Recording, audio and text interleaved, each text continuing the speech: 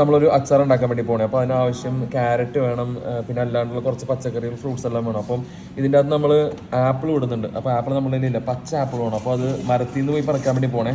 അപ്പോൾ കാണിച്ചു തരാം കേട്ടോ. ഡേറ്റ്സ് എല്ലാം നമ്മൾ ഇടുന്നുണ്ട് അതിൻ്റെ അത്.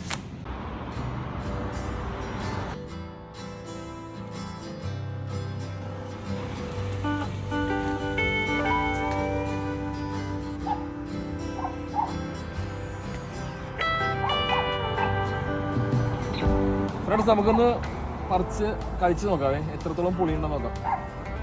പച്ച നോക്കി പറിക്കാം. നമ്മളിന്ന് അച്ചാറിടാൻ പോവാ. പറഞ്ഞിട്ടുണ്ടേ.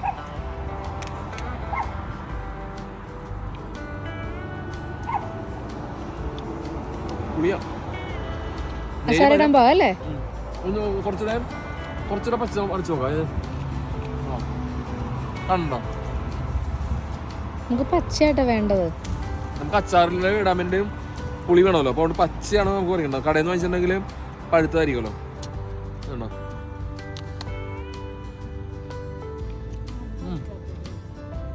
ഇതിന് കുറച്ചുകൂടെ പുളി കൂടുതല.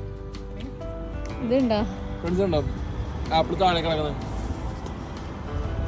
ആരും പറിക്കുന്നില്ല കേട്ടോ. നമ്മളൊരു 10-20 എണ്ണം പറിച്ചാൽ നമ്മൾ പോകും.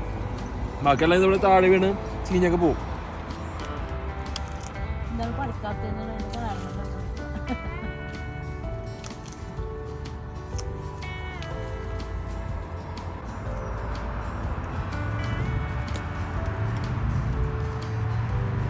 നമ്മൾ കഴിഞ്ഞ പ്രാവശ്യം ഇവിടെ വന്നിട്ടേ ഡാഡി സൈക്കിൾ ചവിട്ടി വന്നിട്ട് പറിച്ചോണ്ട് വന്നു. നമ്മൾ കുറെ ഉപ്പിലിട്ട് കുറെ അച്ചാറിട്ട്.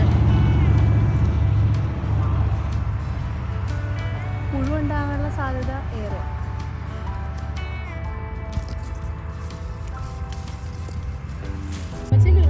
ഫ്രണ്ട്സ്, ഇത് നമ്മൾ ഇത്രയും പറിച്ചിട്ടുണ്ട് കേട്ടോ. എനിക്ക് ഒരു 2-3 കിലോ ഉണ്ടാവേ.